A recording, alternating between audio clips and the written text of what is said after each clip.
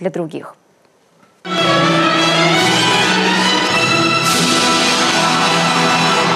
При эполетах и подгвардейские ритмы отточено не только каждое движение, но и образ в целом. Дмитрий буквально с иголочки, и глядя, затаив дыхание, на четвертные тулупы и аксели в 3,5 оборота в его исполнении, даже не замечаешь, что на самом деле в этом образе не все так идеально. На лед фигурист выходит с замотанным скотчем ботинком, и прямо перед прокатом у Дмитрия порвался шнурок. Такая вроде мелочь может легко смутить спортсмена, но в случае с нашим ухтинцем обратная история. Как потом он сам расскажет, это лишь помогло избавиться от мыслей и стать свободнее на льду.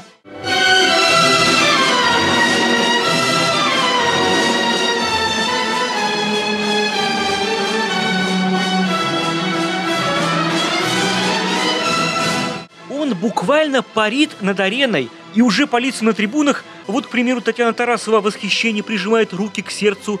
Становится понятно, Дмитрий делает все так, как надо, как учили юношу на протяжении последних лет питерские тренеры. В это время в родной Ухте за него также держат кулачки. И прежде всего близкие, которые продолжают жить в жемчужине Севера. Все они в спорте. Тот же старший брат Алексей, ныне тренер в лыжном спорте. Если взять Диму, брата моего, то он на лыжи стал гораздо раньше меня. Я стал в 1 классе, Дима стал в 3 года, его поставили родители, ему купили лыжи родители. Вот. И у Димы бы в лыжах очень, достаточно хорошо бы получилось, потому что он очень целеустремленный. Леша признается, настрой у младшего изначально был боевым.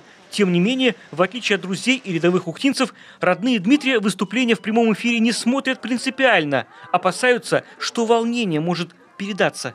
Переживаю однозначно, потому что я родитель.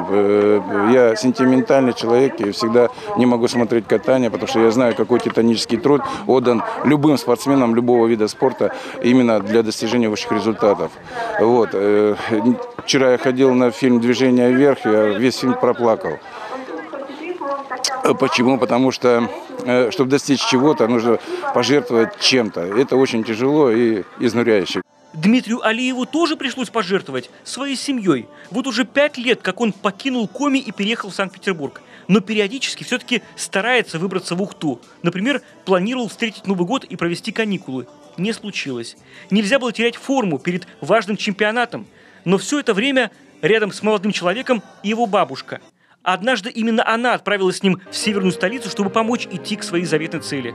И это, по признанию Дмитрия, сблизило их еще больше. Особенно тяжеловато, когда родители мои там. Ну, в принципе, я понимал, что со мной тоже, так сказать, моя родня, моя бабуля, которая за мной ухаживала, следила и так далее. Она очень много переживала, и в меня, так сказать, я от этого немножко был не в себе, не в покое. Вот, я все время ей говорил: успокойся, все хорошо, я там дошел, я пришел, все нормально. Но в целом мы жились и сейчас то я ей помогу, то она мне поможет. И мы даже очень хорошо сблизились. Она меня, наверное, сейчас больше чувствует, даже чем мама с папой. Победа на чемпионате дает право на участие в Олимпийских играх 2018. Для Дмитрия это цель. Он поставил ее себе несколько лет назад. За место в сборной тоже пришлось серьезно побороться. Ведь соперники сильные. Я к этому буду стремиться, и я к этому стремлюсь. Есть у меня такая цель. Есть цель преодолеть себя и все-таки побывать и съездить на Олимпийские игры. Но когда я уже со стопроцентной уверенностью туда попаду, передо мной будет уже стоять другая цель. Ну вот, короткая программа позади, как и конкуренты, впереди произвольная программа и сильное желание победить. Роман Истомин, Любовь Лапина, Мария Кацова, Павел Лагутин, телеканал Юрган, Ухта.